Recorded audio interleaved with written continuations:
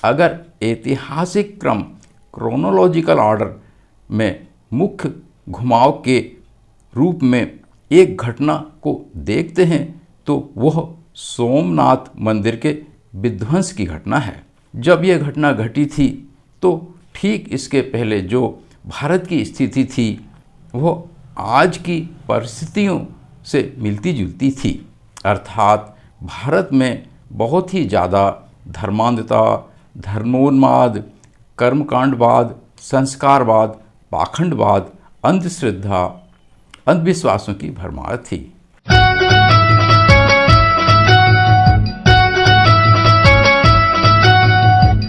प्रिय साथियों, नमस्कार।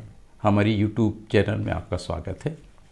किन्हीं व्यवहारिक कारणों से हम बहुत दिनों पश्चात आपकी सेवा में उपस्थित हो रहे हैं।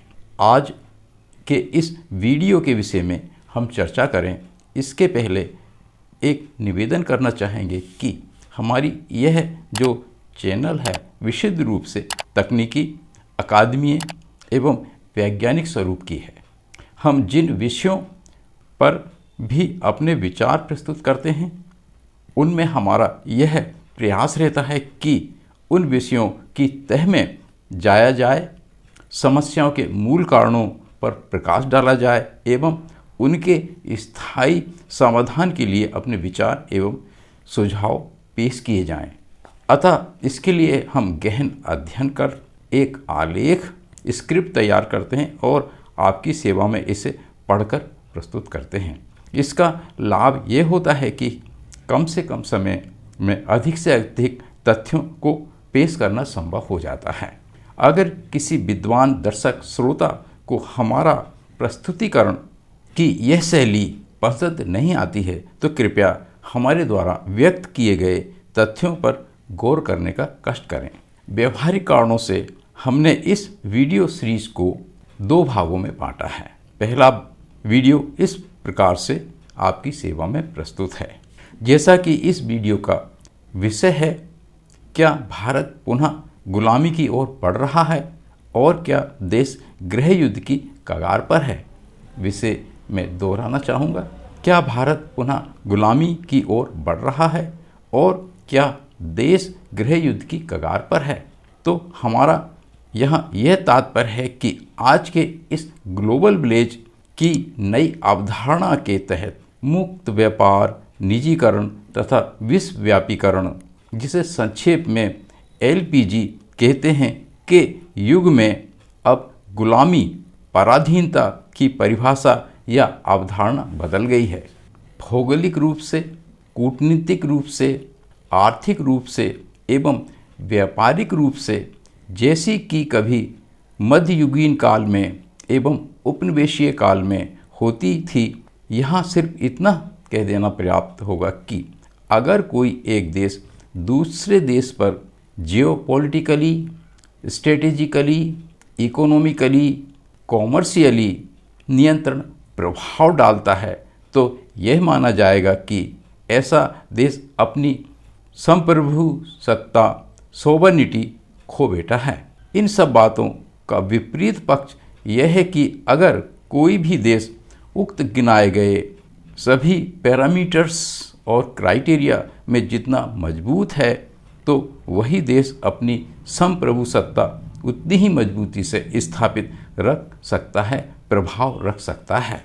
भारत इन मामलों में बहुत ही कमज़ोर है। लेकिन दुखद बात यह है कि भारत का शासक वर्ग प्रचार तंत्र को अपने नियंत्रण में लेकर झूठे प्रोपेगेंडे के माध्यम से आम जनता के सामने इतनी मधुर, लावण्यपूर्ण तस्वीर पेश करता है कि मानो शीघ्र ही भारत विश्व गुरु बनने वाला है। भारतीय शासक वर्ग की सब्ज बाग व सुंदर दिवा स्वप्न दिखाकर शासन करने की कूटनीति बहुत पुरानी है। इन विषयों में हमने शीर्षक हिंदू राष्ट्र पर पाराद का विश्लेषण से एक वीडियो सीरीज प्रसारित की है। स्क्रीन पर उभरे आई बटन को दबाकर आप यह वीडियो सीरीज देख सुन समझ सकते हैं। रही भौतिक, राजनीतिक एवं अपरोक्ष रूप से गुलाम होने की बात, तो आज के युग में ऐसा होना अनिवार्य नहीं है। भारत कैसे, क्यों और किन कारणों से परोक्ष रूप से इनडायरेक्टली गुलाम होता जा रहा है, इन सब बातों पर कुछ बिंदुओं के तहत हम अपने विचार इस वीडियो में प्रस्तुत कर रहे हैं। पहला बिंदु, अत्यधिक वेरी एक्सेसिव धर्मांधता, धर्मोन्माद, कर्मकांडवाद, संस्कारवाद, पाखंडवाद, अंधश्रद्धा, अंधविश्वासों की भरमार। जब हम भारत के इतिहास का गहन अध्ययन करते हैं तो पाते हैं कि अगर भारत गुलाम हुआ था तो उसका मूल कारण यह था कि उस समय उपरोक्त गिनाई गई सारी बातों की बहुत ही ज़्यादा भरमार थी। अगर ऐतिहासिक क्रम क्रोनोलॉजिकल ऑर्डर में मुख्य घुमाव के रूप में एक घटना को देखते हैं तो वह सोमनाथ मंदिर के विध्वंस की घटना है।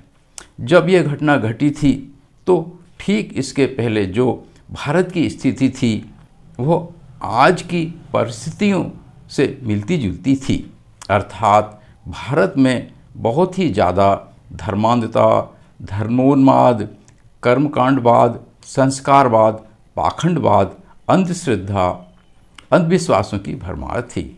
इन सब बातों से भारत कैसे गुलाम बना, इसका बड़े ही विस्तार से वैज्ञानिक, तार्किक एवं ऐतिहासिक प्रमाणों के साथ तथा कुछ प्रारूपिक केस स्टडी के साथ हमारी चैनल पर प्रसारित एक वीडियो सीरीज जिसका शीर्षक है पिछड़ी जाति व अनुसूचित जाति क्षत्रिय बनने का जुनून शासक वर्ग को सत्ता पर बने रहने में मददगार में वर्णन किया गया है। पर्दे पर उभरी आई बटन को दबाकर आप इस वीडियो सीरीज को देख सुन समझ सकते हैं। फिर भी संक्षेप में इतना कह देना पर्याप्त होगा कि उन दिनों जब सोमनाथ का मंदिर विध्वंस हुआ था तो उस समय तक भारत में अरब देशों से व्यापारिक कबीले आने जाने लगे थे। जैसा कि हमने पहले कहा है, भारत में उन दिनों धर्मांधता, धर्मोन्माद, कर्मकांडवाद, संस्कारवाद, पाखंडवाद, अंधश्रद्धा एवं अंधविश्वासों की भरमार थी। मनुस्मृति नामक संविधान विधान का बड़ी सख्ती से पालन किया जाता था। 90% से भी अधिक आम जनता एवं महिलाओं को मूलभूत मौलिक मानवाधिकारों से वंचित रखा जाता था। एक तरफ भारी मात्रा में विभिन्न कर्मकांडों में देसी घी, जई, गुड़ आदि महंगे पदार्थ बर्बाद कर दिए जाते थे, जबकि दूसरी तरफ आम जनता पौष्टिक आहार से वंचित रहती थी। एक तरफ दुग्धाभिषेक नामक संस्कार में दूध की भारी मात्रा मूर्तियों पर डालकर बहा दी जाती थी, दूसरी तरफ बच्चे दूध से वंचित रह जाते थे एवं दुर्बल एवं विकलांग हो जाते थे। उल्लेखनीय है कि इन सब बातों को अरब के व्यापारी कबीले देखा करते थे। उनके अपने जीवन दर्शन, सामाजिक मान्यता प्रणाली के अनुसार उन्हें ये सब गतिविधियां खराब, अमानवीय एवं पापसी लगती थीं। इन सब बातों का वर्णन वे अरब में करते थे। व्यापारी कबीले अपने खलीफाओं, राजाओं से भी इन सब बातों को रोकने के लिए निवेदन करते थे। फिर खलीफाओं ने चंद मुगल सैनिकों को भारत में भेजा। बाद की घटनाओं के बारे में सबको पता ही है, लेकिन अनेक महत्वपूर्ण तथ्यों को दबा छिपा दिया गया है, जिन्हें आप हमारी YouTube चैनल पर प्रसारित वीडियो सीरीज जिसका शीर्षक है पिछड़ी जातियों व अनुसूचित जातियों में क्षत्रिय बनने का जुनून शासक वर्ग को सत्ता पर बने रहने में सहयोग को देख सुन समझ सकते हैं। प्रिय साथियों, इस प्रकार हमारा यह वीडियो यहाँ समाप्त होता है। अगर आपको ऐसा लगता है कि आपके ज्ञान में कुछ वृद्धि हुई है तो हमारी इस चैनल को सब्सक्राइब करने, शेयर करने और लाइक करने का कष्ट करें। हमारे साथ बने रहने एवं पूरा वीडियो देखने के लिए धन्यवाद। आगामी वीडियो को देखने के लिए प्रतीक्षा करें। पुनः नमस्कार।